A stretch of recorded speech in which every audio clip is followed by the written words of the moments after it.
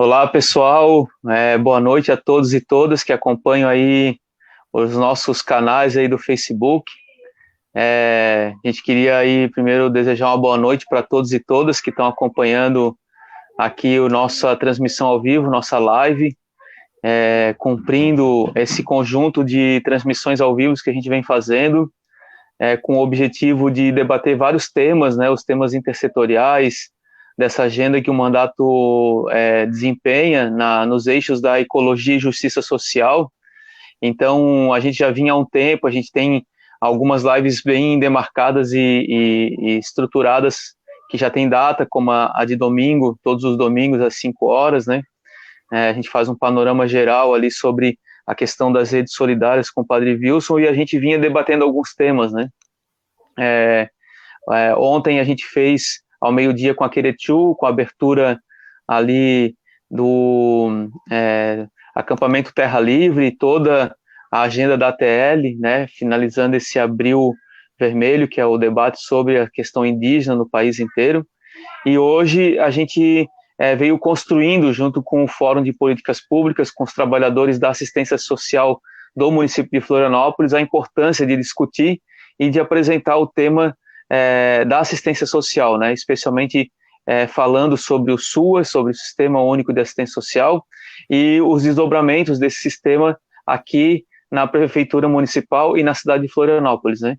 Então, o coletivo indicou e o Cauê aceitou esse convite. O Cauê é assistente social da rede pública, ele é funcionário público, é um trabalhador da assistência, e que ele vai falar um pouco a partir dessa perspectiva, né? Tanto quanto assistente social, mas também como trabalhador do sistema aqui na Prefeitura Municipal.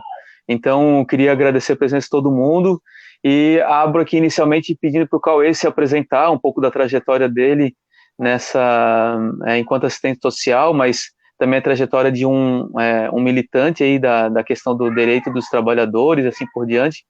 E ele se apresentar e depois a gente começa aqui a conduzir a discussão a partir de algumas perguntas orientadoras.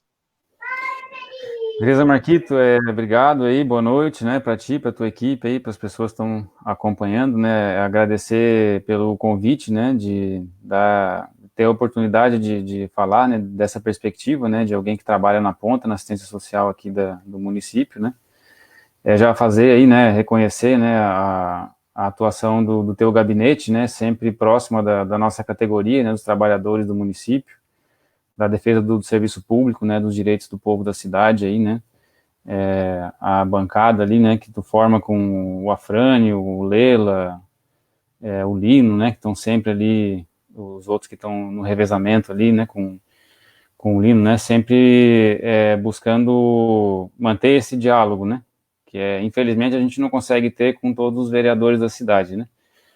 Mas é isso, né, eu sou assistente social. Eu trabalho aqui na prefeitura, né, desde 2015, né, sou do último concurso que convocou assistentes sociais, né, que foi o concurso feito em 2013, né, então a gente já está aí quase completando, foram quase 7 anos, né, até ter um novo concurso, e desde 2015 sem ter convocações, né. Então a gente está nesse contato aí. Eu trabalhei primeiro na equipe do Cadastro Único, né, do Bolsa Família, que ficava lá vinculado com a secretaria, né? E agora estou trabalhando num CRAS, né? Atendendo na ponta mesmo. E aí, assim, né, a gente falar da assistência social, né? Nesse momento está todo mundo, assim, né, de olho nas questões do auxílio emergencial, né? Com uma preocupação muito grande aí por conta da pandemia, né? E para a gente ter noção, assim, né? Esse auxílio emergencial, pode atingir, né, pelas regras como estão definidas aí, mais ou menos 50 milhões de pessoas, né, são muitas famílias, né, ele vai custar aí, né, os 3 meses de pagamento em torno de 98 bilhões de reais, né, parece bastante dinheiro, né, mas se a gente for comparar com o que o governo federal liberou para os bancos, assim, diretamente, são 650 bilhões de reais, né? Então, discutir assistência social e política pública também precisa ter esses números, né? Porque, fundamentalmente, o que se faz com o dinheiro do povo, né? E aí, assim, uma coisa que é importante desse processo, né? Teve a aprovação desse benefício, ela foi importante, né? A gente tem vários problemas de debates aí com outras medidas que o governo tem feito, né? Mas é uma coisa espantosa é que ele foi aprovado, né? Na Câmara dos Deputados e depois no Senado, e ficou uma semana parado na mesa do Bolsonaro, né? Quer dizer que mesmo para fazer essa medida que teve consenso dos deputados, teve consenso dos senadores, né? O presidente sentou em cima do projeto por uma semana, né? E a gente está vendo ele sendo pago agora também com uma série de problemas e dificuldades aí, né? Porque o que mostra que efetivamente o governo não se preparou para lidar com essa situação, né? Legal, Isso, Cauê. né? 98 bilhões de reais para atender 50 milhões de famílias e 650 bilhões de reais para atender 150 bancos, né?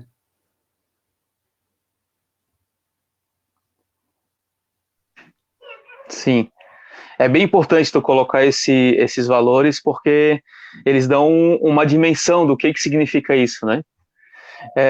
Cauê, assim, para a gente fazer esse debate, e é justamente tu tocou no ponto importante que fomos motivados enquanto mandato de fazer essa discussão por causa dos benefícios emergenciais, é claro, né? Dentro de uma perspectiva de renda básica, renda mínima, renda básica, né, no período emergencial, que é um debate muito mais aprofundado, mas queria que tu desse um panorama, tu enquanto trabalhador da assistência, fizesse um resgate sobre a construção do SUAS, né, que a gente trata como políticas estruturantes, o SUS, né, o Sistema Único de Saúde, o SUAS, o sistema de educação, né, o próprio sistema intersetorial de segurança alimentar e nutricional, o CISAM.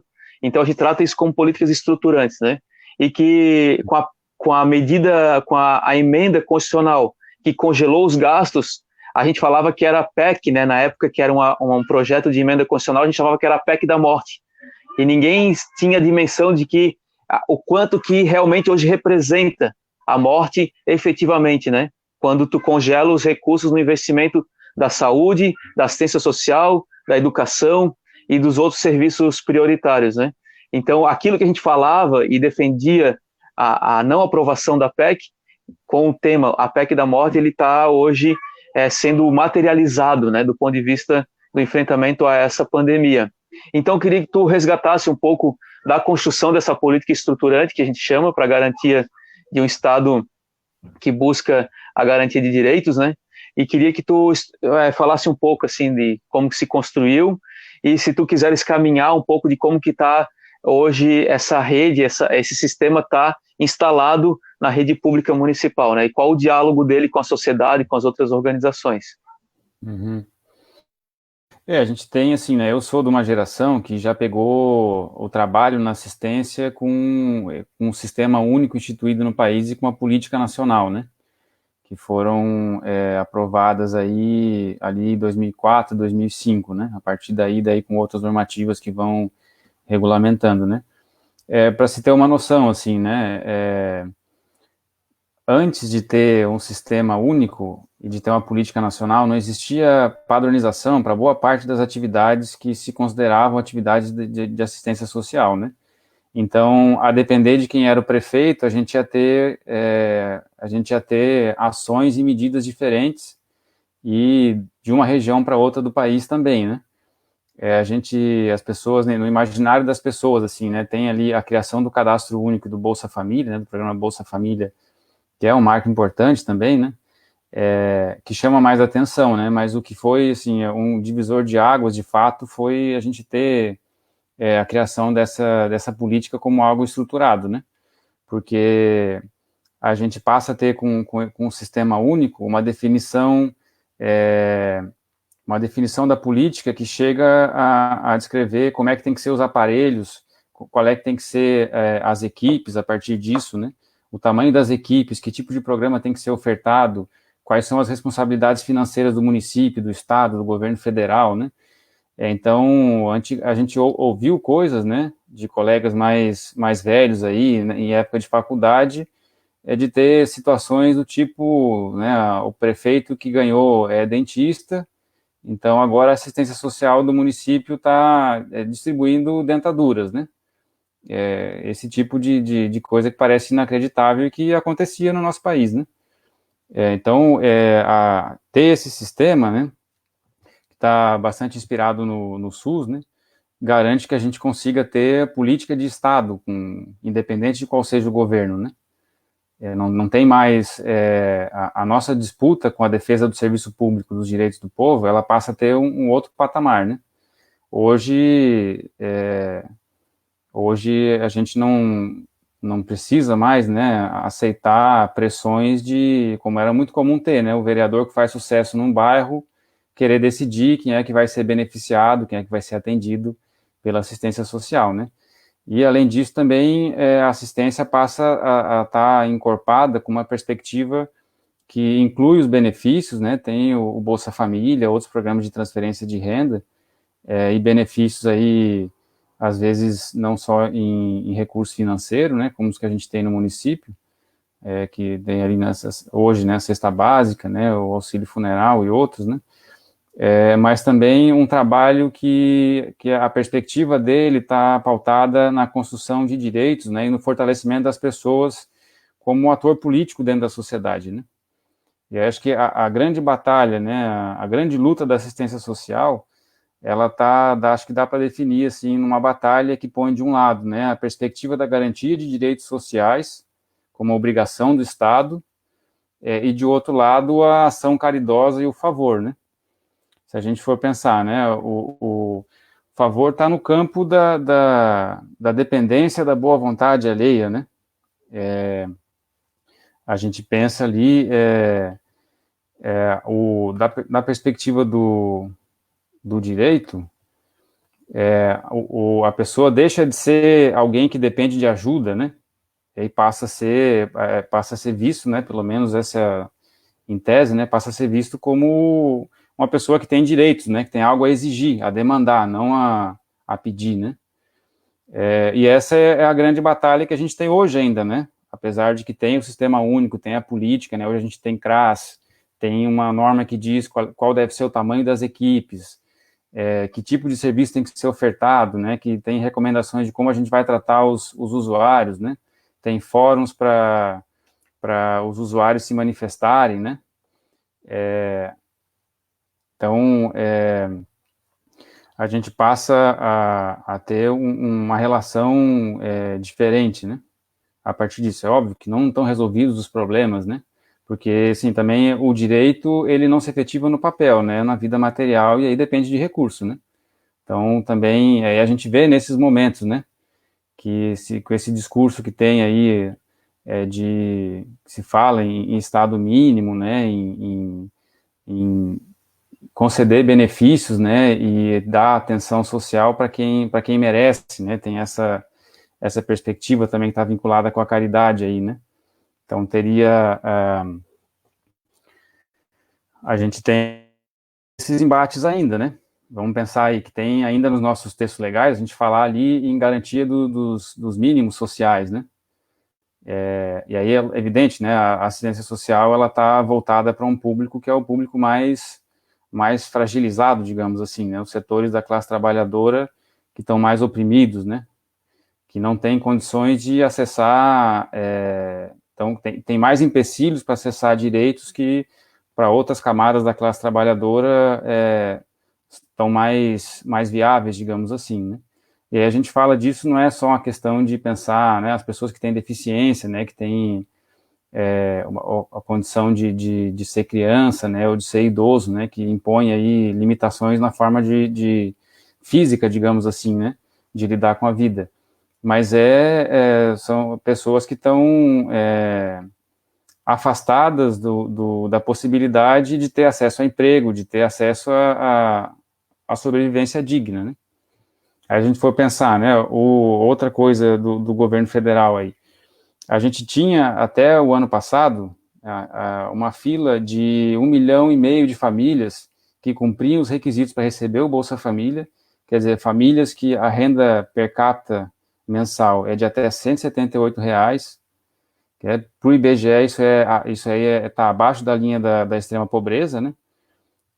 E essas pessoas não estavam recebendo porque o governo não estava liberando mais recursos para isso, né? No INSS, uma fila com mais de 2 milhões de pessoas esperando todo tipo de benefício, né? Incluindo aí o BPC, que é aquele benefício da assistência, né?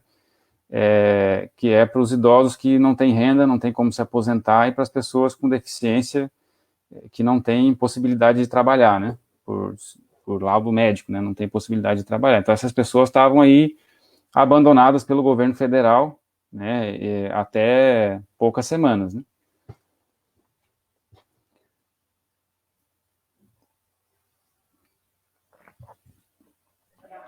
Aí que a gente vai pensar aqui, né, na prefeitura, né, para falar um pouco assim, está organizada a assistência social hoje, né. Então, a gente tem uma padronização que é nacional, né, os aparelhos, né, da política, né, que estão determinados em lei. Ele tem uma especificação, né, sobre até, inclusive, assim, o tamanho, as condições dos prédios, né, para garantir acesso, o tamanho das equipes, né, de acordo com o porte das cidades, né, o tamanho da população, etc. Aí a gente tem, assim, né, para dar alguns dados aqui no nosso município, a gente tem aproximadamente em torno de 26 mil famílias registradas no cadastro único, né? Então, quer dizer que são famílias que quase todas elas, né, com renda de até 3 salários mínimos, e a folha do Bolsa Família, ela estava variando aí em torno de entre 5 e 6 mil famílias. É uma quantidade volumosa de pessoas, né, que está com uma faixa de renda extremamente baixa na nossa cidade, né. Agora, com essa situação da pandemia, né, mesmo famílias que tinham condição de trabalhar, que tinham algum tipo de bico, era motorista de aplicativo, né, gente que trabalhava em condição aí precarizada, assim, carteira assinada, agora está completamente abandonada, né, sem ter condições de trabalhar. Então, o volume de trabalho que a gente tem hoje, ele está muito grande, né. A gente tem na nossa cidade aqui, né, serviços de média e alta complexidade, né, que lidam aí com famílias e usuários da política, né, que tem já uma situação de violação de direito, a gente fala, né, e de um comprometimento das relações familiares e comunitárias, né, que geralmente envolvem situações de violência, né, que estão aí a atenção à população de rua, os CREAS, né, que tem atendimento a idosos, né, a violência contra a proteção contra a mulher, né, e os CRAS, que são, né, os aparelhos aí onde eu atuo, né, que vai tratar ali a porta de entrada da assistência social, né, onde as pessoas têm, a partir de onde têm acesso aos benefícios, né, que é a parte que está em maior evidência agora nesse momento, né, na prefeitura. Então, a gente tem aqui na cidade, são 10 CRAs, né, divididos aí, cada um com um território, alguns um pouco menores, né, a gente tem uma realidade um pouco heterogênea.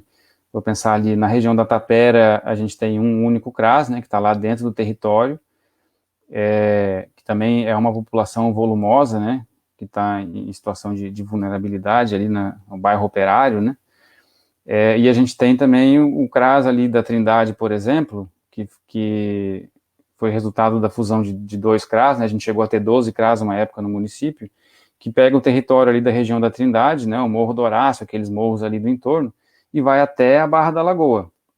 E aí tem, né, uma equipe com 4 técnicos, assistente social e psicólogo, né, para dar conta dessa população desse tamanho, né.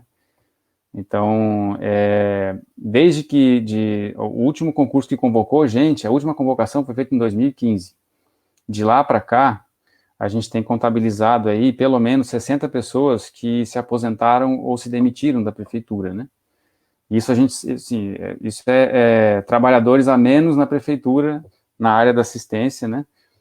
Sem falar das equipes de referência, né? Que estão previstas na política. Nos CRAS, por exemplo, o que a gente oferece hoje é metade do que deveria ter, de acordo com as determinações da política, né? Como é que a gente vai tratar de um território aí, 6 bairros, 6 comunidades, com 2 pessoas de manhã, 2 técnicos de manhã e 2 à tarde, né? E técnicos que são ali, né, os que estão em contato mais direto com a população, né? Então, a nossa situação é de bastante precariedade, né? E aí vem de novo, né, aquilo que eu falei, né, a perspectiva aí de essa disputa entre a política como garantir direitos, né, e a coisa da caridade, né. E aí também tem uma opção, né, que são as opções políticas, né, das gestões que estão aí no comando da prefeitura, né. A gente tem aqui, evidente, nós estamos num momento surpreendente para todas as pessoas, né, não tinha como a gente imaginar no começo do ano que a gente ia passar por essa pandemia, então ninguém está realmente preparado para lidar previamente, né, com essa pandemia. Agora também, nesses momentos, ficam evidentes, né, as opções políticas que são feitas, né, as pessoas, olha, vamos olhar assim, né, a gente está muito preocupado com a questão, né, com a grande atenção. Imagine o que seria o Brasil hoje se a gente não tivesse o Sistema Único de Saúde, com um posto de saúde perto da nossa casa, entendeu? Com as equipes que estão ali, que conhecem o nosso território, com a gente de saúde que vem na nossa rua, com acesso gratuito a medicamentos, né? Os Estados Unidos, que é o país mais poderoso, mais rico do mundo, tem mais de 50 mil mortos, né? Um país que não tem política pública de saúde. Então, quando a gente fala assim, né, da perspectiva do direito, essas garantias, né? Agora a gente pensa assim, né, quando a gente fala, né, na garantia do direito à vida, né, que é uma garantia constitucional, né? A gente geralmente associa isso, né, se associa à segurança pública, né, à violência. Mas como é que se efetiva o direito à vida se a gente não tiver a possibilidade, se não tiver um sistema único de saúde, se a gente não tiver garantias de que as pessoas não vão passar fome, né? Então, para que os direitos eles se efetivem, ele precisa ter essa estrutura, né? A gente contar com um servidor público, né? Eu tenho um conselho regional, né, que fiscaliza a minha profissão. Se em qualquer momento eu fizer qualquer coisa fora do que diz a lei, né, destratar, fizer qualquer tipo de chantagem, de maus tratos com o usuário, eu sou demitido da prefeitura, entendeu? É processo administrativo e pode implicar na minha demissão. O meu conselho pode cassar o meu direito de exercer a profissão, né? Porque está garantido na lei. E, ao mesmo tempo, o fato de eu ser servidor público, de eu ter estabilidade, me dá a segurança de que se algum dia um empresário, um vereador, o prefeito, qualquer figurão querer dar carteiraço, dizer, vai atender aqui a minha família, eu vou dizer que não, isso não está previsto na lei, e sinto muito, né? Se a gente trabalha na perspectiva do trabalho voluntário ou de empresas privadas, de empresas terceirizadas, a gente vai lidar com o patrão, né? E aí o patrão tem poder de demitir. Se eu não tivesse a estabilidade, se não tivesse o serviço público, a gente ia estar sujeito o tempo inteiro às pressões e às chantagens de grupos aí poderosos da cidade, né? Se não tivesse assistência social, né? Igual muito tempo atrás, um tempo atrás a gente tinha a Flóvia aqui em Florianópolis, né? Que a contratação, as pessoas não tinham estabilidade, era um contrato temporário, a qualquer momento ela podia ser demitida. Então, como é que eu vou defender a legislação e atuar com princípios de acordo com a lei, né, de defender o direito da pessoa independente de quem seja, se eu não tiver segurança para fazer isso, né, se eu estiver sofrendo assédio de qualquer mandato de plantão aí, né.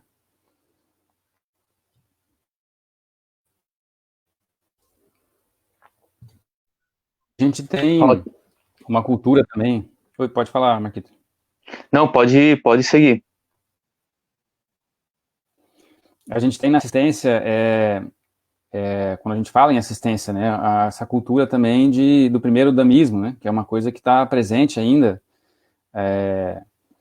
por quase todos os lugares, né, tem sempre essas pressões, né. Se a gente for pensar, por exemplo, né, aqui em Florianópolis a gente tem essa entidade, né, a Somar Floripa, né, que todo mundo sabe, né, que tem ali, tá tocada pela esposa do prefeito, né, que é uma denúncia que a gente sempre faz, né, dos trabalhadores da assistência, né, através do nosso sindicato e dos outros canais, né. porque a gente tem nesse momento, né, às vezes os gestores usam o discurso de que a legislação nos amarra, né, a gente tem que fazer licitação, tem que ter processo, tem que ter justificativa, né, tem que ter recibo dos benefícios que entrega, né, mas assim, quem é que faz as legislações, entendeu? A legislação que a gente tem em vigor hoje no município, ela é de autoria da gestão, ela tem ali, né, normatizações, né, não é para jogar no lixo também, apesar da gente ter críticas, né, é importante ter a normatização, mas a mesma gestão que faz a lei também depois entra numa contradição de dizer que a lei atrapalha, né, e aí isso justifica existir uma outra articulação por fora do poder público, né, ou meio por fora do poder público, em que tem alguém que é da família do prefeito atuando com isso, né. Então, assim, né, qual é o planejamento político que tem com isso, né? Qual é a opção que se faz, né? Se a mesma pessoa que vai criar um desvio, né, com uma espécie de terceirização de organização social, é a pessoa que faz a lei que depois diz que atrapalha, né? E aí, assim, para entrar na questão dos benefícios, né, que tem sido realmente a demanda mais procurada da assistência social no nosso município hoje, né? A gente, para ter noção, tem recebido entre 50, 70 ligações todos os dias, né, nos CRAS, a gente está trabalhando com horário reduzido, né? De e-mails, mensagens pelo Facebook, né? Das pessoas procurando orientação sobre como receber o auxílio emergencial, sobre como ter acesso à cesta básica, sobre como fazer o cadastro único, né, para ter acesso aos outros benefícios, né. Então, a demanda que está muito grande. E aí, a gente tem aí na questão da cesta básica o grande apelo do momento, né, que as pessoas estão preocupadas com a questão de sobrevivência básica, né, que é a sobrevivência, inclusive, do ponto de vista do ser biológico, né, que até não nos diferencia tanto dos outros animais, digamos assim, né? Estamos falando de uma questão muito básica, né? Muito elementar, quase animalesca, né? De ter o que comer. Como é que isso está organizado no nosso município? A gente tem uma lei que foi aprovada há pouco tempo aí, né? Em 2018, que institui alguns benefícios, né? São eles aí o benefício funeral, né, para a situação de falecimento de pessoas da família, natalidade, né, para quando nasce bebê, e o benefício calamidade, que, pelo que a gente foi informado, né, não teve até hoje previsão orçamentária para funcionar, o benefício de transporte, para as pessoas acessarem outros equipamentos da rede na cidade, né, ou para retornarem para a sua cidade de origem, ou para onde tem familiares, né, se não tem mais condição de permanecer em Florianópolis, e o benefício alimentação, né, que é a cesta básica. Aí qual que é a grande questão sobre esse benefício, né? É que a gente tem ele na assistência social como um suporte para o trabalho que a gente faz de acompanhamento das famílias, de construir com as famílias, e especialmente com as comunidades, né, deveria ser o nosso foco, identificar quais são as demandas de direitos que não estão sendo cumpridos nas comunidades, sejam eles quais forem, né, e dar um suporte para essas pessoas, né, conseguirem se organizar e acessar, digamos assim, acessar os né, algumas coisas se efetivam a partir do CRAS, né, outras de outros órgãos públicos, né, agora tem muitos deles que estão só no papel, né, e aí quando a gente fala de concessão de cesta básica, na assistência social, né, provoca um pouco de desconforto, né, em quem trabalha com essa política, porque acaba que a perspectiva que é garantida pelo poder público, ela está geralmente em garantia o mínimo para que a pessoa sobreviva, né? A discussão do direito está ali, né? No garantir minimamente o direito à vida. A gente está sempre dando com o mínimo. E aí, quando se discutiu instituir esse benefício no município, a gente tinha várias opções, né, para garantir isso, né? Primeiro, né, que quando a gente fala de questão de alimentação e de fome, a política para isso é política alimentar, né? Não é exatamente uma coisa da assistência social. A gente deveria atender essa demanda para as famílias que estão na situação de emergência, né? Aconteceu, alguém ficou desempregado na família, ela precisa ter uma atenção imediata, urgente, né? E aí, nesse momento, a gente ter a possibilidade de garantir a possibilidade dessa família resolver uma situação emergencial, né? Para poder se reorganizar com as suas outras demandas, né? Mas mesmo assim, a gente pensar assim, né, do ponto de vista de garantir essa coisa da alimentação. O município poderia ter adotado várias estratégias, né? A mais tranquila delas, digamos assim, teria sido pagar em pecúnia, entendeu? A pessoa está precisando de um socorro, a gente ter um processo de transferência direta de renda, como o Bolsa Família faz, né? Cumpre determinados requisitos, né? A avaliação do técnico, o acompanhamento da família que já existe, né? E a família ter acesso a um dinheiro para ela, com autonomia, se organizar para fazer aquilo que ela entende que é melhor. Outra possibilidade, né? Se não a transferência direta em conta no banco, por exemplo, como se faz com benefício natalidade. Agora a gente está tendo aí o Vale Merenda, né? Como está chamado aí esse benefício do município para as famílias que têm perfil Bolsa Família, né? E estão com filhos estudando nas instituições da prefeitura, que está sendo pago através de um cartão virtual igual desse de Vale Alimentação, né? E aí, quando se instituiu a concessão desse benefício de alimentação na assistência social, ele veio no formato da cesta básica, né? Que é aquela coisa, aí a pessoa tem que ir até um local para retirar um pacote enorme, cheio de alimentos, né? E sair com aquilo até a sua casa, né? E aí a gente fica assim, né? Eu, lá no CRAS, em várias situações, que a gente atende família que tem diabetes, que tem alergia a glúten, que tem alergia à lactose, uma série de questões aí, né, alimentares. E aí, o que a gente fornece são basicamente 11 quilos de carboidrato, entendeu? É farinha de uma coisa, farinha de outra coisa, farinha de outra coisa, arroz, vem ali de diferente, é um pacote de feijão, leite em pó e café, né? O resto é puro carboidrato. Aí a família que está ali, aconteceu um imprevisto na vida dela, a mãe tem criança em casa, ficou desempregada de uma hora para outra, não tem seguro-desemprego, né?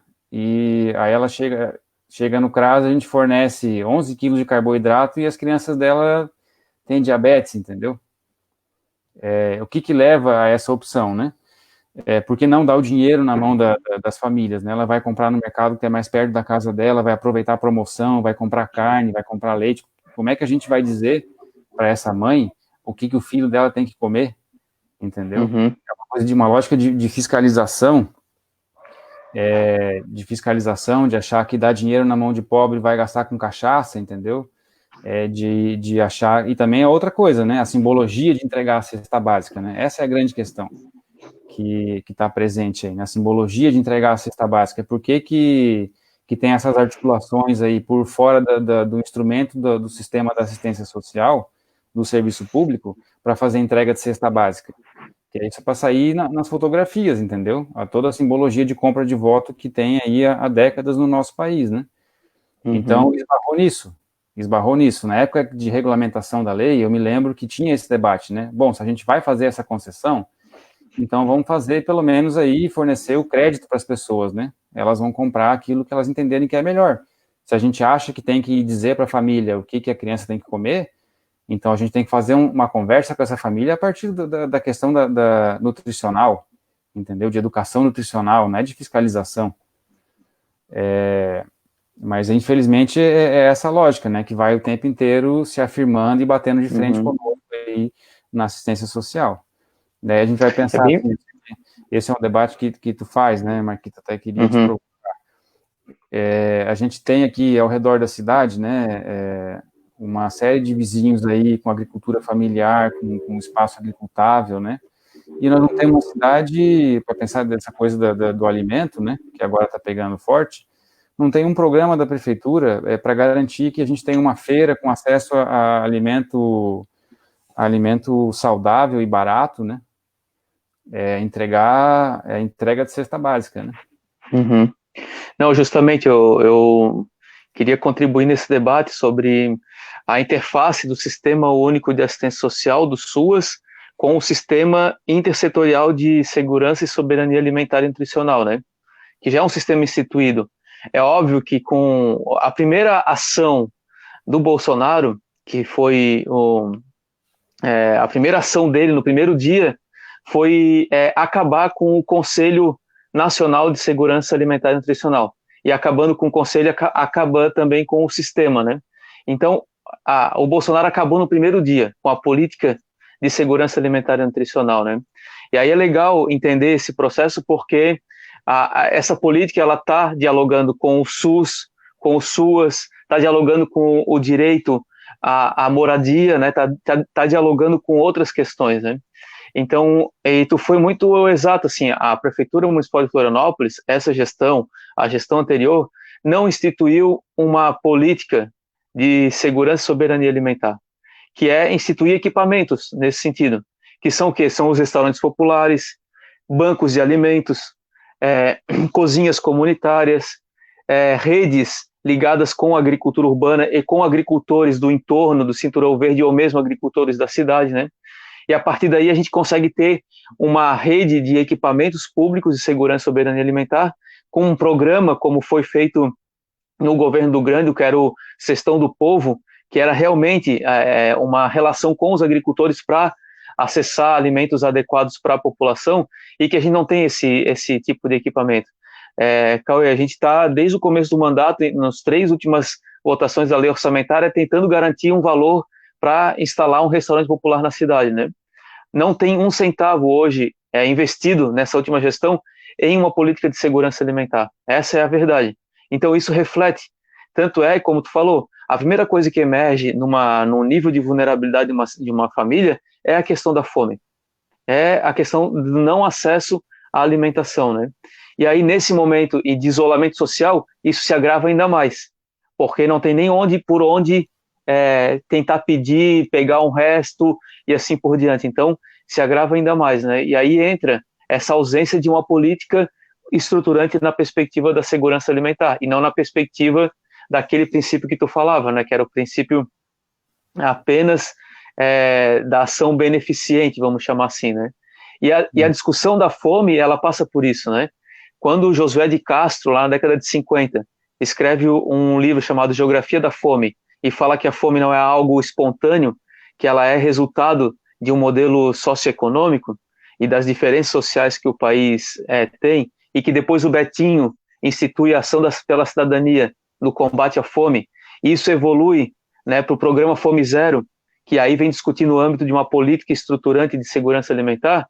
É isso, a gente descartou essa visão da fome ser tratada com esse tipo de abordagem do primeiro damismo e da abordagem da perspectiva apenas, né, da perspectiva de entregar um produto numa benevolência, vamos chamar assim, né, mas numa perspectiva mais estrutural. Então tu tem razão. E hoje esses equipamentos, e uma ausência de uma política de segurança alimentar, ela é gravíssima, porque ela abre espaço para essas duas perspectivas, né, o do primeiro damismo e da perspectiva de não estruturar uma rede dialogando com os outros sistemas estruturantes, né? Então é um prejuízo.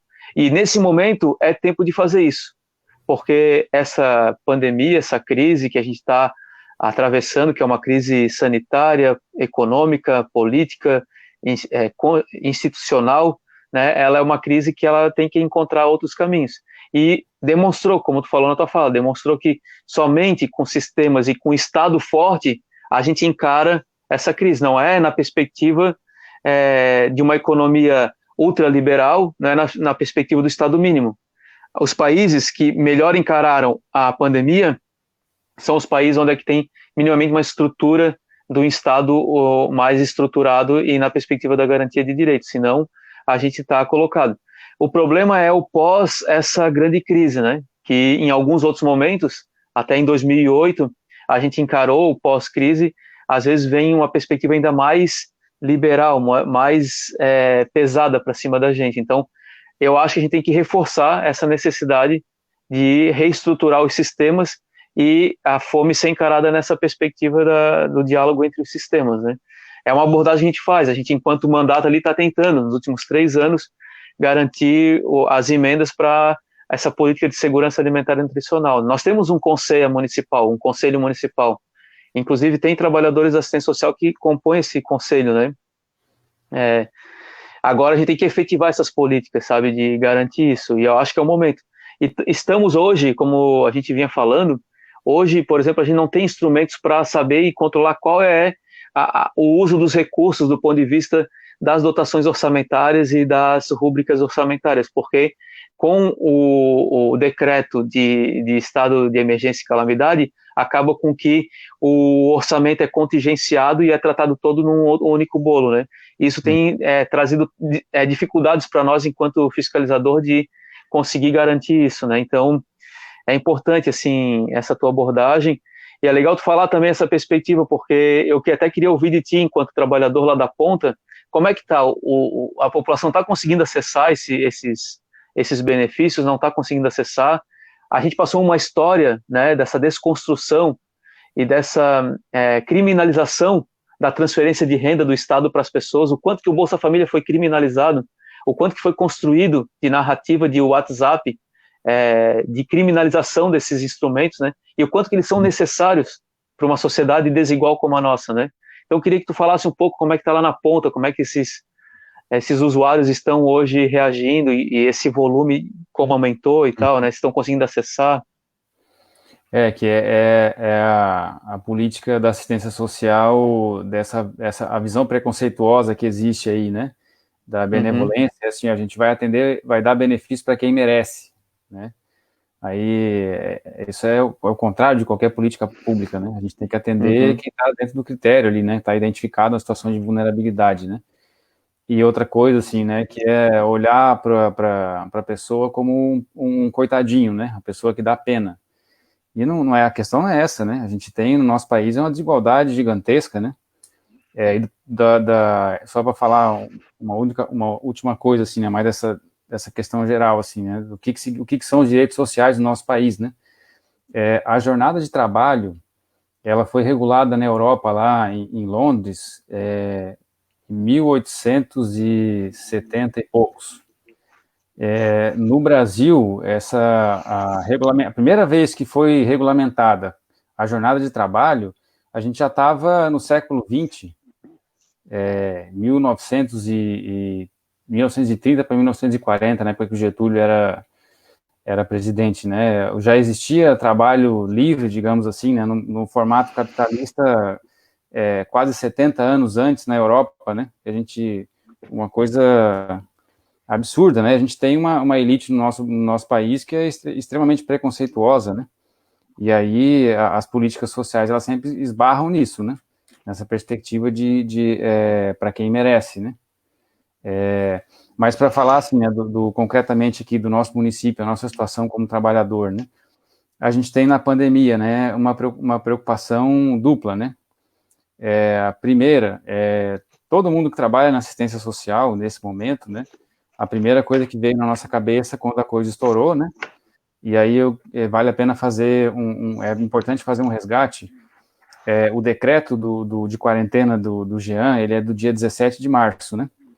A gente estava no processo de database que a gente faz todo ano, né? De defesa dos serviços públicos, de discutir o orçamento do município, né? As nossas questões trabalhistas, efetivar o concurso público, contratar mais médico, contratar mais enfermeiro, mais assistente social, mais professores, né, abrir mais escola, abrir mais creches, né, e a gente estava preparado para entrar em greve. na sexta-feira, né, no dia 14, a gente teve uma reunião do dia... Na sexta-feira, a gente estava com definição de ter dia 17 uma assembleia, e a categoria estava preparada para entrar em greve, estava há meses construindo o processo de uma greve para poder fazer o enfrentamento contra a prefeitura, né? E a gente desistiu no final de semana de iniciar a greve na segunda-feira, porque percebeu que a gente ia ser necessário para combater a pandemia, né?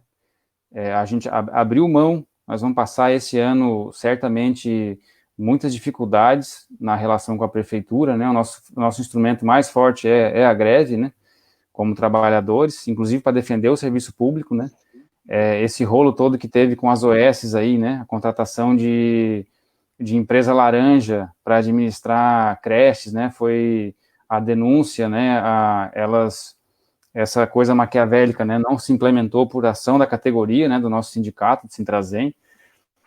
Então, a gente estava, nesse momento, preparado para fazer esse enfrentamento e recuou, voltou atrás, pela seriedade e pelo compromisso que a gente tem com o serviço público, né?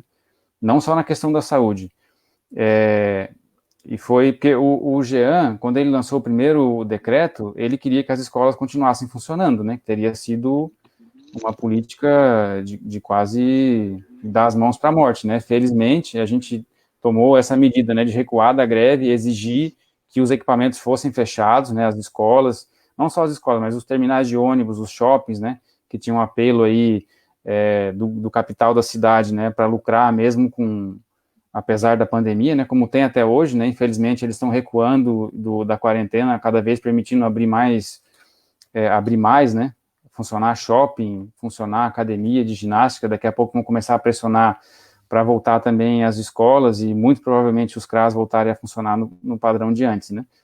Então, a gente fez esse recuo, insistiu para ter a quarentena, estamos insistindo nisso ainda, né, que a vida das pessoas é mais importante do que o lucro, né, do que as eleições, do que as fotografias dos jornais, né, no ano eleitoral. Mas a gente tinha essa preocupação na assistência, né? A gente sentiu isso dos colegas, né? Nós estamos também na linha de frente, né? Isso vai gerar um aumento da pobreza, um aumento da miséria, da fome, né? A gente precisa atuar nesse momento, né? Nosso dever, nossa obrigação. Agora, a forma de fazer isso, né? Aí a gente, de novo, esbarra nessa situação, né? A gente teve ali, naquele formato de entrega de cesta básica, por exemplo, que existe nos CRAS, ele não ia dar conta, entendeu? Ele não foi programado para dar conta de uma demanda dessas.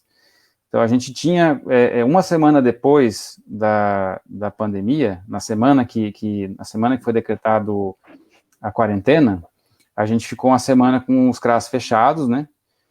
Precisava de um tempo para a gente pensar de que forma que a gente consegue, o que a gente tem que fazer na pandemia, né, qual é o atendimento que a gente tem que fazer na pandemia, e de que forma que a gente faz isso com segurança, para nós e para as nossas famílias, mas para a população também, né. O meu CRAS trabalha com 6 comunidades diferentes. Se um de nós estivesse infectado, se a gente não tomasse os cuidados, a gente ia espalhar para 6 comunidades que são, então, entre as mais vulneráveis da cidade, né, ajudar a espalhar esse vírus, né? Ao invés de combater os problemas da pandemia, estaria servindo de instrumento para a doença, né?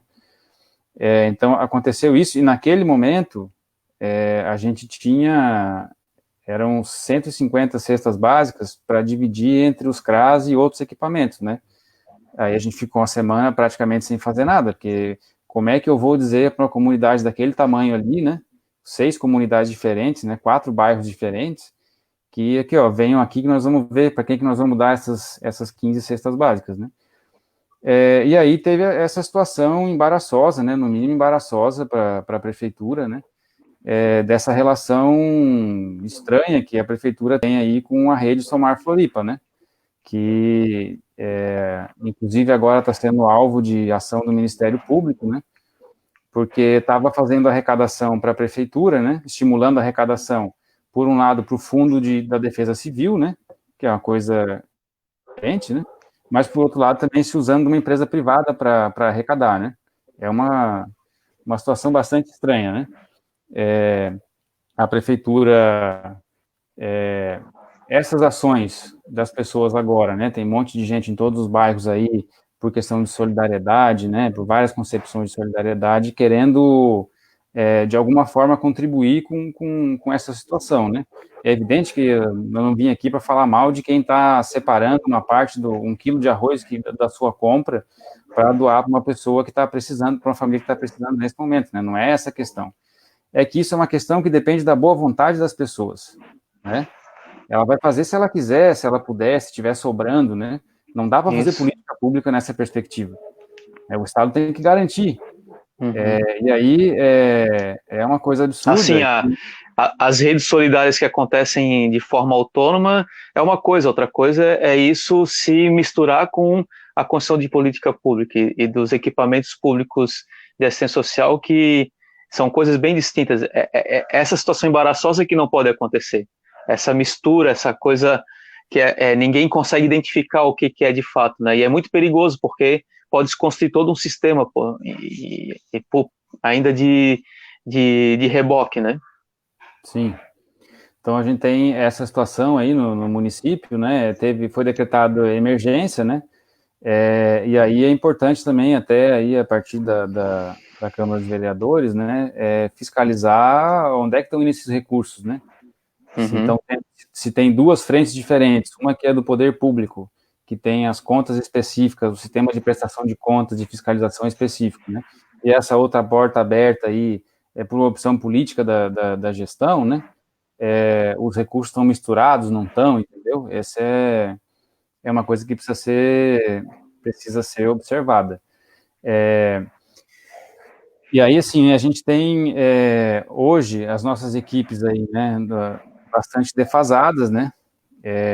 Não é impossível a gente fazer o trabalho que está escrito na política, está determinado ali, que a gente defende, né, de estar articulado com a comunidade, estar dentro da comunidade, conhecer a realidade das famílias, perceber quais são não só as vulnerabilidades que as famílias têm, né, mas quais são as potencialidades que essas comunidades têm para se organizar de forma autônoma, para poder cobrar os seus direitos, né, se articular para isso. É impossível, é praticamente impossível, né? A gente tem que fazer, às vezes, essa opção, né? Nesse momento, a gente não tem como negar o atendimento a fornecer cesta básica, né?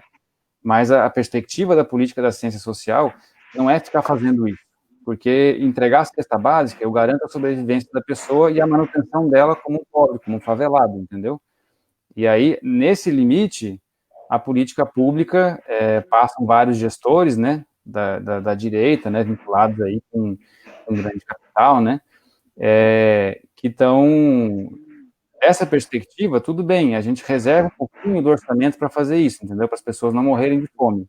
Agora, quando a gente vai pensar em direitos efetivos, vai discutir que o aluguel dessa cidade é um absurdo, que não tem programa habitacional nessa cidade, que não tem programa de segurança alimentar, aí não pode, entendeu? Para isso, o caso Uhum. não pode funcionar. Então, tem que ter uma equipe pequenininha, porque daí essa equipe vai ficar apagando incêndio, vai estar tratando só, impedindo que algumas famílias morram de fome, né? Entregue cesta básica e fique só nisso, entendeu?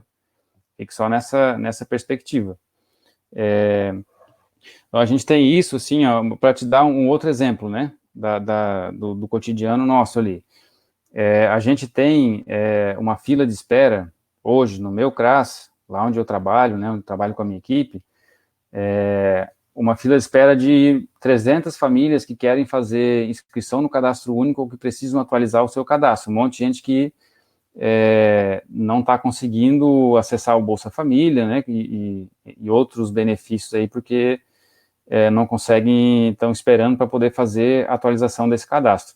Nesse momento, alguns atendimentos a gente realmente tem que deixar de fazer, ou tem que fazer com muita segurança, né, por aquela questão que eu te expliquei, né, são pessoas de famílias pobres, né, de vulneráveis, em situação de vulnerabilidade, né, e de várias comunidades, né, a gente não pode atender de qualquer jeito, né, mas a gente tem essa fila de espera de 300 pessoas. A pessoa que faz o cadastro único, né, uma entrevista que tem que coletar informações, anotar documentos, etc., né, é uma estagiária da prefeitura, né, que, na verdade, está ali, é um tipo de contratação de superexploração, na verdade, né? Os estagiários que estão fazendo isso na prefeitura hoje. Essa estagiária, ela passou por um processo de treinamento, ela teve ali, um amadurecimento com essa profissão, com se integrar com a equipe, entender o atendimento que ela estava fazendo, e além da fragilidade da relação de trabalho dela, né, de não ter acesso a várias garantias, né, e estar fazendo um trabalho como outro funcionário da prefeitura, essa pessoa tem um contrato limitado a 1 ano, prorrogável por mais 1. A nossa cadastradora, a partir do meio do ano, o contrato dela acaba. Então, eu vou ter uma fila de 300 pessoas que precisam atualizar o cadastro único, e nós vamos depender de um outro estagiário, que vai levar pelo menos uns 2 meses até se acostumar com o que é o cadastro, né? Eu, quando eu trabalhava com isso, fiz um curso de 5 dias sobre como preencher o cadastro. E aí vai chegar lá um estagiário, né? E vai ter 300 pessoas esperando.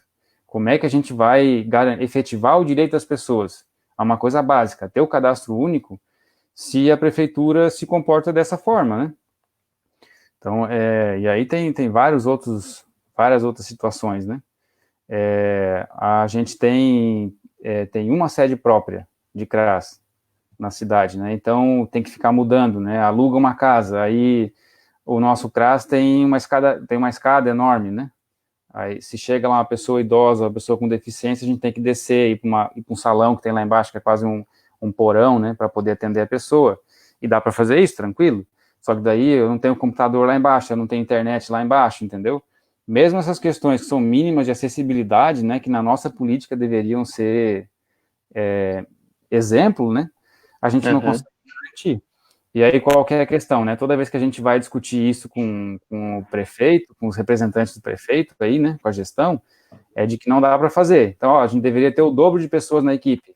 Pô, seria ótimo isso, né? Mas não dá para fazer. Só que aí, assim, né, o debate é sempre a sobra, né? É discutir o recurso que sobra, né? Esse o embate é sempre esse, né? Nunca dá para fazer. Quer dizer, quando a gente vai pensar a perspectiva do direito, né?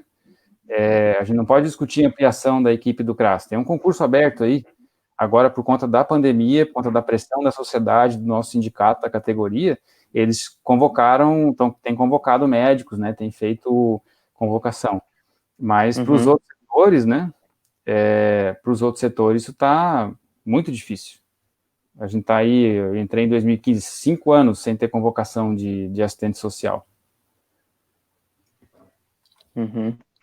E, não, muito bom que tu colocou esse panorama. A gente, no começo da pandemia, a gente também se manifestou ali enquanto mandato, né, exigindo as condições de trabalho para os trabalhadores da assistência social, assim como também para os trabalhadores da saúde, da limpeza urbana, né, e a gente também construiu um documento ali do mandato feito pela Carlinha, pelo André, especialmente pela Carlinha, que dialogou com alguns trabalhadores aí da assistência nessa perspectiva, né, falando a perspectiva do direito e não do primeiro-damismo. Então, a gente tem tentado elaborar enquanto mandato até para pautar as nossas posições, assim, né? Então, é bem importante tu destacar essas questões.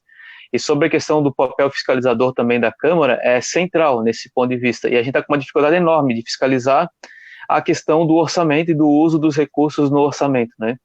Porque esse fundo, esses recursos que estão indo para uma outra conta, e aí eu acho que entrou o Ministério Público nessa questão para poder fazer esse olhar de fiscalizador externo também, que é fundamental. A gente está preocupado, inclusive, a gente propôs a tentativa de criar uma comissão especial para que acompanhe o orçamento municipal nesse período emergencial, né?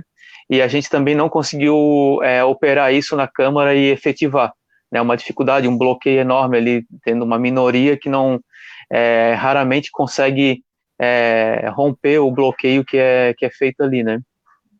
Queria que tu falasse um pouco também, assim, para a gente ir finalizando e caminhando para mais uns 15 minutos, 20, para a gente finalizar a nossa conversa. Como é que está sentindo, assim, as famílias? Elas estão conseguindo acessar esses benefícios? Não estão conseguindo acessar? Estão acabando retornando para os equipamentos, né? Saiu também uma pergunta que eu vi aqui, eu estou com o computador aberto aqui no outro lado, para ti, pessoal pedindo para tu falar um pouco mais sobre o Centro de Construção de Vínculos, né? O CCVF, né? Ah, o serviço de fortalecimento de vínculos. Fortalecimento de vínculos, isso. Então, se tu pudesse falar um pouco, alguém colocou isso aqui. E aí, se tu puder dar esse panorama e a gente pode depois fazer as considerações finais, Cauê. Uhum. Assim, ó, a gente tem, o pessoal falou do serviço de convivência, né? Esse é um serviço que está vinculado na política, né? Está vinculado com os CRAS, né? E que ele serve é uma forma de proteção, né? Para crianças aqui na nossa cidade, né? Crianças e pré-adolescentes, né? Que estão identificados pelo serviço da prefeitura, né, que tem a demanda de ter um espaço protegido, digamos assim, né, para ter convivência, para ter ser criança na plenitude, digamos assim, né. E aí, sim, tem uma série de atividades que podem estar vinculadas com isso, né, mas na prefeitura aqui, hoje, né, a gente tem, assim, na minha opinião, ainda uma lógica de contraturno escolar, assim, né? É uma lógica meio de contraturno escolar, assim, né? E aí também é muita fragilidade, porque a maioria desses serviços aí tem um funcionário público. As equipes super reduzidas e tem parte de trabalhadores da educação também faz parte das equipes, né? Mas sempre as CTs. Então a gente vai ter aí em cada serviço desse que tem na cidade, né? Que pela política está vinculado com o trabalho do CRAS, né? O CRAS acompanha as famílias, né? E tem essa estrutura dedicada aos filhos, né? Ela está completamente fragilizada. A maioria deles tem muita gente que trabalha, se empenha muito, né? Não é a questão dos funcionários em si, digamos assim, né? Mas é uma fragilidade muito grande, né? Se tu tem uma rotatividade de pessoas todo ano, a cada 2 anos, né? A mudança da equipe quase inteira, a estrutura dos locais, né? A estrutura, a forma de organização da gestão das coisas, né? Então, esses são serviços que têm um potencial grande, mas que estão bastante fragilizados, né? Como a maioria dos nossos serviços, né? Sobre o acesso das famílias, né? A gente precisa discutir. A gente essa coisa da pandemia veio como uma avalanche, né? Pelo menos para a gente que está na ponta, assim, né? Uma demanda muito grande, né? E para nós tem sido muito difícil conseguir parar para pensar o processo de trabalho, né? Tem uma série de questões importantes que a gente tem que pensar, né? Se a gente consegue voltar a fazer, que está vinculado com a questão sanitária, né? A gente não pode ser irresponsável. Abrir os CRAS hoje para funcionar como eles estavam funcionando 2 meses atrás seria uma irresponsabilidade. Uma irresponsabilidade com os trabalhadores, com as suas famílias e principalmente com os usuários, né? Agora, a gente precisa ter o que a gente as pessoas têm buscado muito, né? Acessar benefícios do INSS, por exemplo, né? A política do governo federal tem sido, já desde antes de conseguir aprovar a reforma da Previdência, né, de enfraquecer, né, a Previdência Social, né. Então, imagina que para tu solicitar um benefício como o benefício de prestação continuada, ao invés de tu ir na agência do INSS, levar a documentação, ser atendido por uma pessoa, um ser humano, que vai estar na tua frente e dizer, olha, está faltando fazer isso, está faltando essa documentação aqui, né? E agora você tem que fazer pela internet ou por telefone. Como é que um idoso de 65 anos, que não tem condições de se manter sozinho, não tem renda, vai fazer... Eu fiz o cadastro na internet, eu tive que tentar 5 vezes. Eu que tenho 32 anos de idade, né, manuseio o computador o dia inteiro, né, tive que tentar 5 vezes para conseguir fazer o cadastro do meu INSS. Como é que a gente espera que essas pessoas vão ter acesso, né? Então, tem demandas que precisam ser organizadas pela assistência social. Agora, a grande questão é que a gente precisa ter condições de fazer isso, né? Como é que eu vou atender um idoso hoje, no grupo de risco? Como é que eu vou garantir que eu possa atender esse idoso dentro do CRAS e ele não sair de lá infectado, entendeu? Se não tiver essa condição, eu não vou atender, de jeito nenhum. Botar a vida da pessoa risco, entendeu? O que as pessoas têm demandado muito, a gente tem percebido. Dificuldade de conseguir alimento nesse momento, né? Muita gente sem renda, muita gente na cidade está sem renda. Uma demanda por uma série de questões, né? Tem várias famílias que não tem condição de pagar o aluguel, né? Se a gente consegue fornecer essa que livrou a fome dela por alguns dias, né? Ela tem um aluguel, né? Deve um aluguel, tem uma série de outras demandas, né? Que precisa ter fundamentalmente de recurso e condição objetiva de atender. A nossa grande questão é essa, e nos dá essa agonia, entendeu? Porque ao mesmo tempo que a gente precisa ser responsável, né? Não pode sair aí nessa loucura de ignorar a pandemia, né? Mas ao mesmo tempo a gente está vendo dia as pessoas estão cada vez mais preocupadas, né? Cada vez mais preocupadas, assim. A gente começa a perceber sinais de desespero, né? Em algumas famílias, né?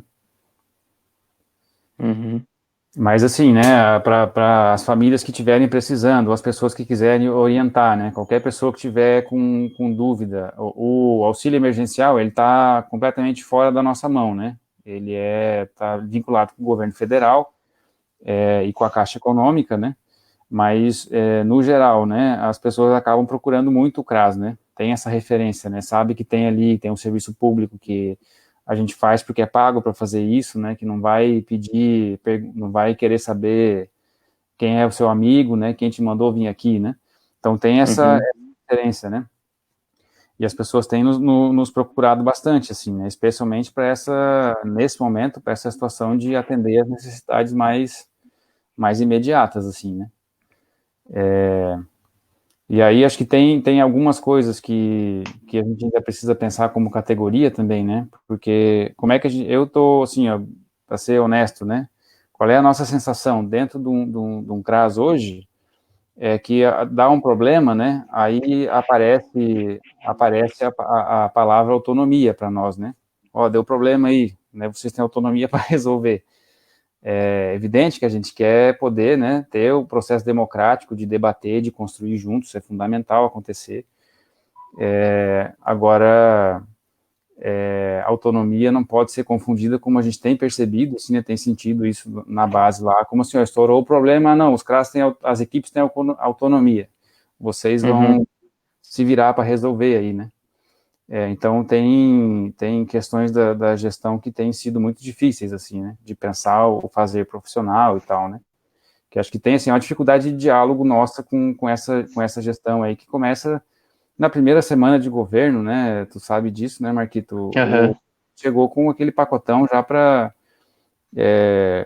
romper relações, né, com a nossa categoria, né. Desde então, só tem nos recebido para discutir política pública, para discutir direito dos trabalhadores e mais investimento na política pública, né, das reivindicações da categoria, só tem sentado para discutir com a gente quando um juiz obriga, entendeu?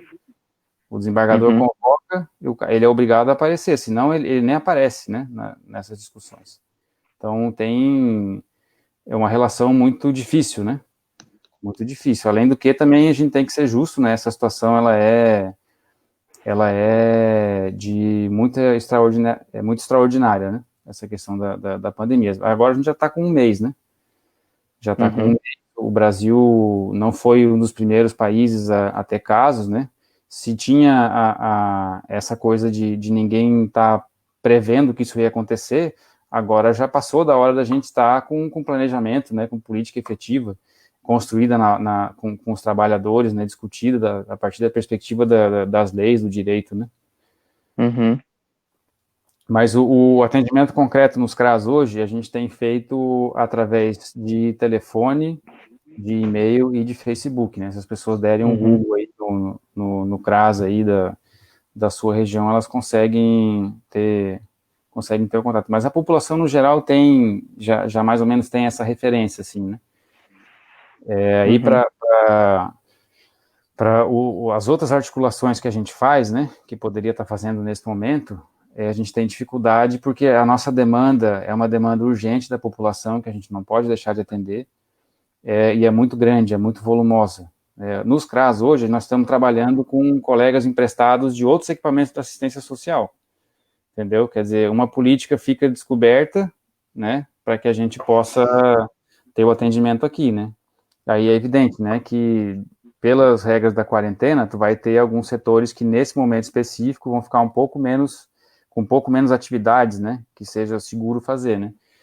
Mas a gente está, só para dar conta de conseguir organizar a concessão de cesta básica, que era para ser um detalhe do trabalho do CRAS, da assistência social, nós estamos tendo que depender de ter colegas de outros equipamentos, né?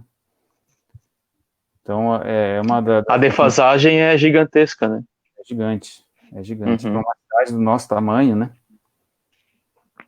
Então, assim, tu trouxe um tema importante que nesse momento, como tem esse decreto emergencial, a gente deveria ter um planejamento estratégico da gestão atual para enfrentamento desse período emergencial, né? Entrelaçando os setores, né, de saúde, com assistência social, com segurança pública, com limpeza urbana e assim por diante, que são as áreas essenciais, num debate mais ampliado e até mesmo revendo a questão das prioridades orçamentárias, né? E a ausência desse tipo de política, né, do ponto de vista, a partir dos marcos legais que nós já temos, a partir da perspectiva do direito, é que é muito ruim para nós, porque ela acaba sendo atropelada e acaba vindo e ocupando esse espaço, uma política de uma perspectiva muito mais eleitoreira, muito mais de criar, vamos chamar assim, ninhos, né, e de relacionamentos mais do ponto de vista eleitoral. Então é muito ruim, assim, isso a gente tem sentido pesadamente desde o primeiro dia que como tu falou, né? Eu acho assim, até para a gente ir caminhando e depois deixando para ti fazer as considerações finais, desse nosso debate, né, Cauê, já tinha conversado um pouco com a Mary há um tempo atrás, né, quando a gente fez aquelas alterações na lei dos benefícios emergenciais, e a gente constituía um grupo de trabalho conjuntamente com o mandato e convidar outros vereadores para a gente rediscutir essa perspectiva das cestas básicas, da alimentação no Sistema Único de Assistência Social, né?